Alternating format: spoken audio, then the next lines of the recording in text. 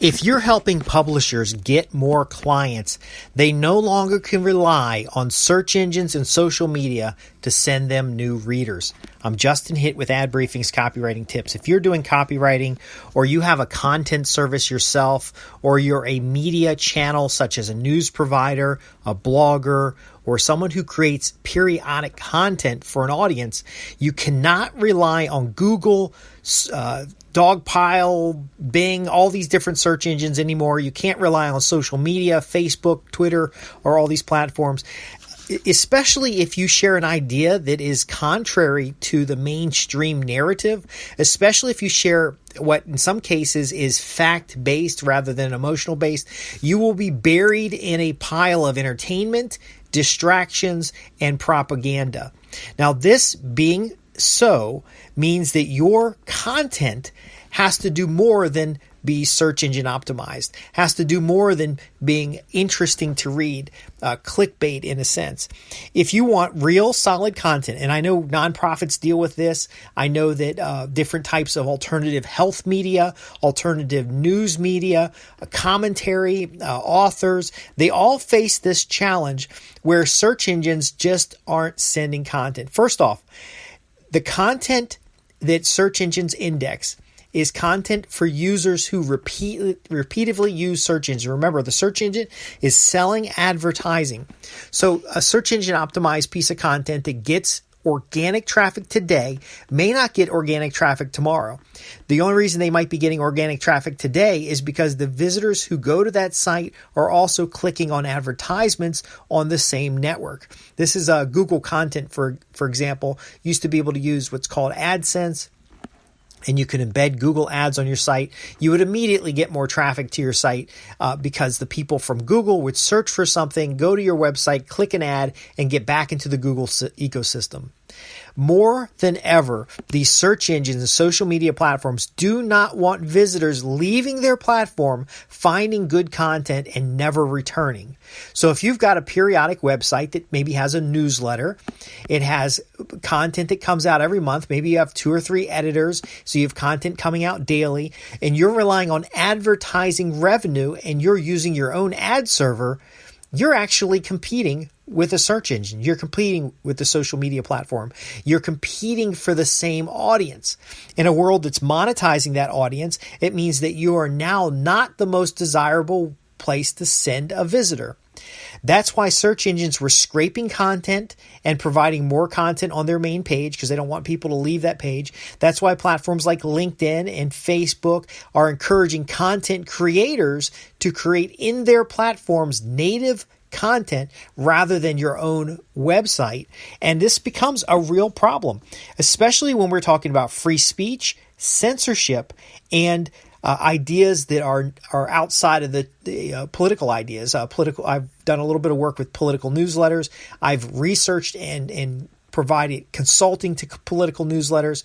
I provided research and consulting to investment newsletters. Somebody who's got a Forex trading or a systems trading newsletter is not going to be as popular as Yahoo Finance, who has heavy revenue gains for promoting a brokerage-based investment strategy. So self-investing, educating the investor versus handing it over to a brokerage. In the Yahoo Finance world, that content's going to be more about what to do with your 401k, and the answer is going to be let them manage it. It's going to be more about catering to the advertisers. Now, in your environment, if you're selling advertising as revenue, understand you're in the weakest possible position, because just like the big search engine, just like the social media platforms, and a lot of times I hear publishers get really upset at search engines. Why isn't Google sending me any traffic? Well, are your advertisers asking the same question? Why aren't you sending them any traffic? See, when someone clicks on an advertisement, they are leaving your website. It is entirely possible that a visitor comes to your site, reads excellent content, clicks an ad, wanders off, and never comes back to your site because they forgot where they saw the content. They're consumers of content.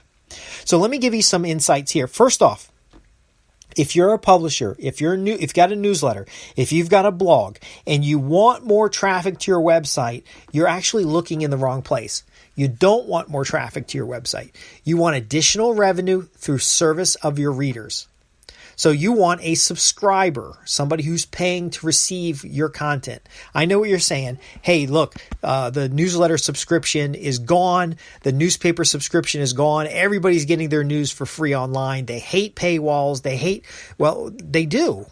And they do get free content. But remember, in a marketplace that is flooded with free, low quality content, if you don't have the revenue, if you don't have the loyal readership base, if you don't have people who have committed to your content, they're not even going to know you exist. Because a search engine can get clicks on low quality content, entertainment content, celebrity gossip content, much easier than they can on hard-hitting journalism, on investigative and research and experience-based newsletters. So if you've got one of those things and you have a high quality of value of content, understand you're not the top choice for people online. And you're definitely not the top choice for where a search engine or a social media platform will want to send people, because they're really about making money off the churn.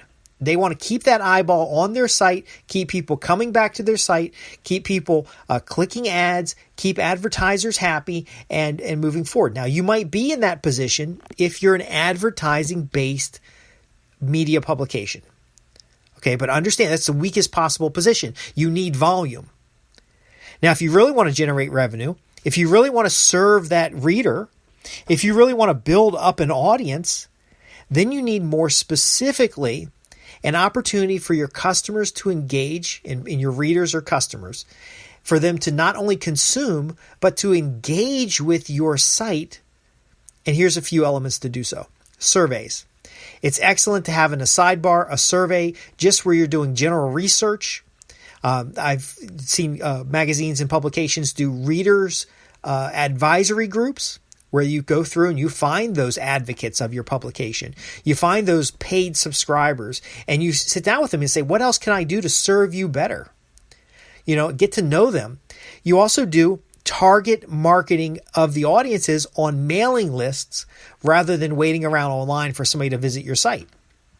You might go from digital only to digital and a print publication so that you can remind individuals and invite them back, but also have something tangible to give people when they opt into your site.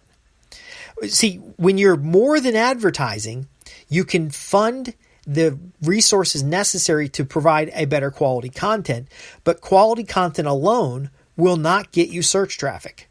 Quality content alone will not get you shares on social media, because again, you're competing with those platforms who have the advertising side down to a science. Google has an entire advertising network down to a science so that they can monitor clicks. They have an analytics program so they can see how long people stay on your website. They have everything that they need to keep creating or curating content that gets the volume. But see, as a newsletter publisher, as a media site, as a newspaper, as an expert resource or trade association, you just do not have the resources to play that game. So what you really need is fewer subscribers, and the readers are the icing on the cake. They're the extra. So is it a paywall to get a subscriber who pays a nominal amount of money to qualify themselves on your list, to get them in your back-end system, and then you remove the advertisement for them? I block advertising already. I have ad blocking on my network, and I have ad blocking in my browsers, because when I'm out there creating content, I don't want the distraction. I don't want the slow loading times of advertising. Many of your high-value visitors are invisible to your analytics platform.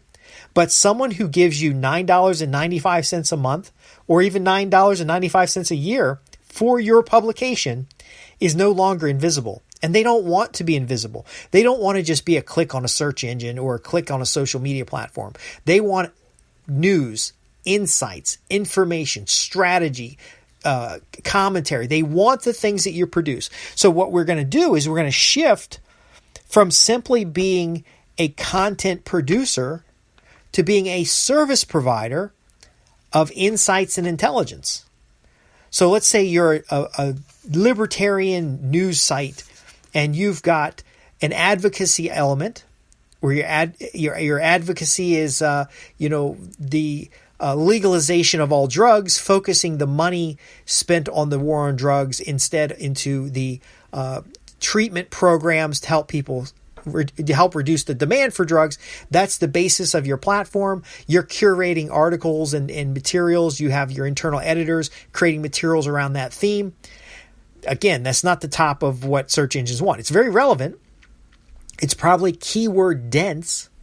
But again, if someone is clicking that off of a search engine, they're not going to come back to the search engine and look for more of the same. You've provided a resource that they can stick. But if you don't have an opportunity for them to opt in, they're going to get what they need it now, and they're going to wander off. So this is the challenge of being too niched or being too broad.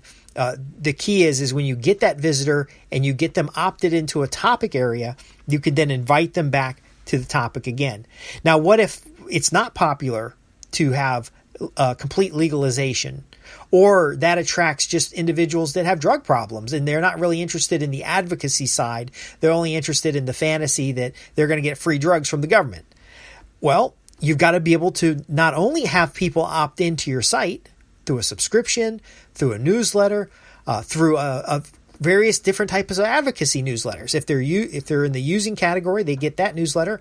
If they're in the marijuana manufacturing, then they get another newsletter. The key is you're starting to do what's called segmentation. You're segmenting the visitors, and you can do this how you design your content layout. Could be how you tag your content. Could be a lot of things. But the key to understand is you're taking someone from a visitor and then getting to understand them as a member of an audience. And then you're using surveys, you're using segmented newsletters, you're using different columns. Maybe you have different authors that are featured, and they're your columnists. And then you're engaging into your analytics to better understand who are these people who are visiting. And then rather than going back to the search engines to try to get more, and by the way, the search engines would love for you to pay to use their platforms as far as their search networks are concerned, and there's nothing wrong with that. But you might also want to go back to paid publications and find a highest quality visitor and make them a customer. The relationship is more valuable than visitors to your site. If you've got a lot of traffic to your site, all that really means is more technology investment and a greater risk of your platform going down. If you have only advertising as your revenue source, then you're at the risk of an advertiser being upset with your content. If you're creating a lot of content through quality means, not just scraping it off the internet, not just echoing other people's content, then you've got the cost of reporters, editors, researchers, and alike. Why not get into a position where you don't need social media, where you don't need organic search traffic, where you are simply going out like a publisher directly to potential readers, converting those potential readers into leads, and then those leads into paying customers. Now, again, it could be a nominal subscription. And then on the back end, you have conferences. On the back end, you have books and reports. On the back end, you have more of an information publishing platform. Or you could be tied, a lot of the nonprofit organizations have a publishing arm, and then they have the advocacy area, which is the nonprofit. And you could be publishing just to find donors to the nonprofit. See, there's various ways of looking at this, but you got to understand the search engines are in the game of selling advertising and making money off of people's attention. If you're in that same game, you're competing with Apple, you're competing with Google, Amazon, these big giant companies who already have the volume. Instead of trying to get the volume for yourself, let's go for quality. Let's go for better service engagement. Let's go for value in understanding a smaller audience and delivering more of what they want. Now, if you're an advocacy publication, you're going to have that audience that is unknown. They're the seekers. They're generally interested in your topic. You're going to have those people who are partners in advocacy. You're going to have another segment that are individuals who are contributors or donors. They're really the Patreons in the sense of your organization. And then you're going to have those insiders, those ones that are making decisions and helping shape thought around the particular advocacy point. That kind of segmentation is different than just putting up content and hoping people show up. And when you do this kind of segmentation, you're more able to deliver specific materials to specific audiences. And that is what gets you the repeat visit. That's what gets you the engagement. Now, again, you're going to capture their email address. You're going to capture their postal address. You're going to capture their text message. Once you have all that information, you now have what's called personally identifiable information, which has privacy considerations. So there's a little bit of compliance that you have to do on your side, but those subscribers are infinitely more valuable. Those subscribers not only are more valuable, but you can reach them if you have a regulatory alert. Trade association is monitoring different regulations in an industry, and they can now there's this regulation change. They can send out a regulatory alert that makes them more relevant to the subscriber. That also makes them more valuable to the subscriber, and then it sets up an engagement such as consulting, an event, a publication, or other elements. Now, Wall Street Journal does this great. Financial Times does a great job of this. Epoch Times does an excellent job of this. That's in the newspaper category. If you've got questions about newsletter category, I've got a lot of financial newsletters and political newsletters that do really well in those areas that I can give you as an example. If you're looking at nonprofit advocacy, the Heritage Foundation, and there's foundations on both sides that do an excellent job at this, but getting a dollar donation is more valuable than getting a visitor. Not because of the dollar. It's going to cost you more than $1 to get that opt-in, but because you now have a name on a list and you can start to get to know that individual.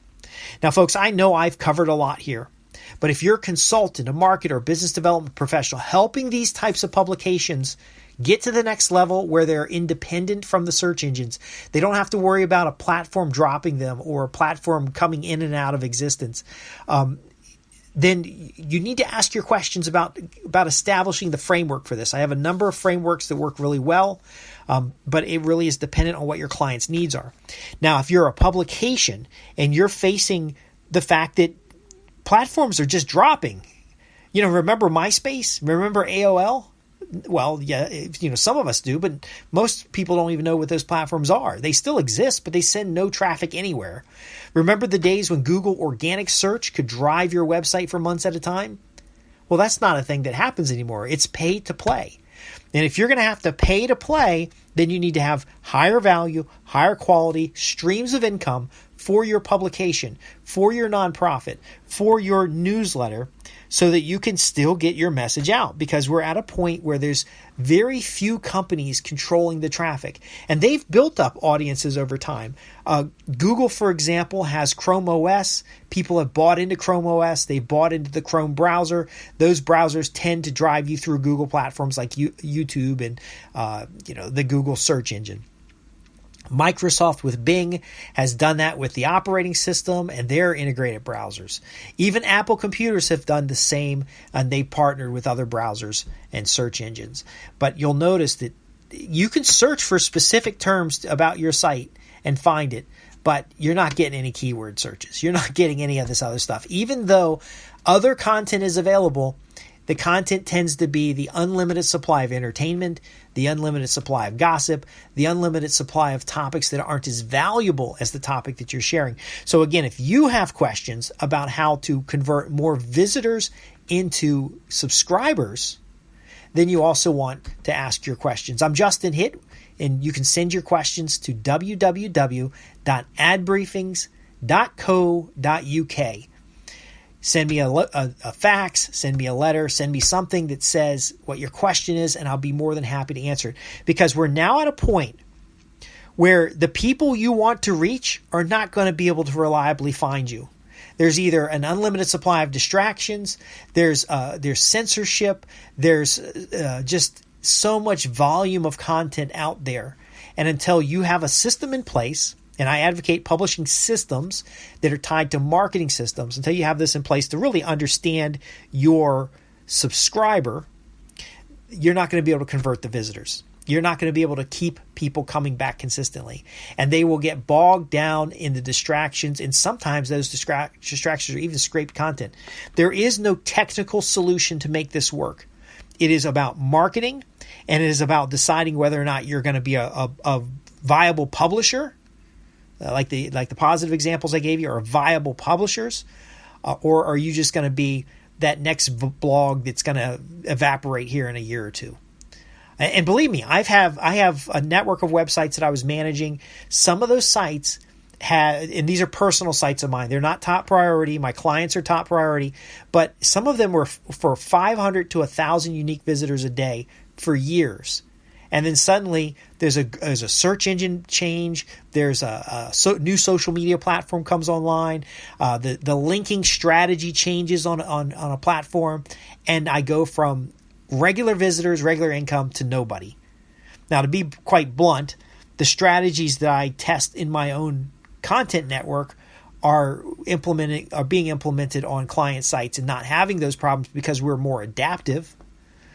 But understand, if you don't change, if you don't adjust, if you don't understand who your visitors are, if you're not getting them in as leads and segmenting them into opportunity groups or special interest areas, then you are going to lose, because people are not able to reliably find your websites, your resources on social media or on search engines in an effective way. Now, you will find them, and I'll leave you with this. I'll show you how to look at your site as a brand new visitor, but there's a bubble being created with this technology that you will find it. Your diehard advocates will find it, but you won't reach new people. And as those groups age out, you're going to lose folks that can take action. So I like to work with folks that have an advocacy position, because there really is something to gain from improving the law or understanding rights and freedoms. There's something to gain there, but it's so easy to just bubble that stuff, and you're the only one that sees it, and you're wondering why your traffic's going down. You're wondering why your engagement's so low. Maybe traffic's going up because of spiders and bots, but everything else is going down. Your actual cash flow numbers are going down. We can help you solve that problem. Today it costs money to share news, and if advertising's your only way of driving that, you're going to be stuck. You're going to be stuck. You're going to be in a bad position. Again, I'm Justin Hitt from Ad Briefing's Copywriting Tips. Let's leave on a good note. If you have any questions, you can visit me at www.adbriefings.co.uk, where we help copywriters, marketers, and business development professionals transform business relationships into profits. And these folks are supporting publishers, and we have a number of publishers that we support because they have in-house copywriters and marketers and business development professionals. Let's get you the results that you need. Thanks for listening.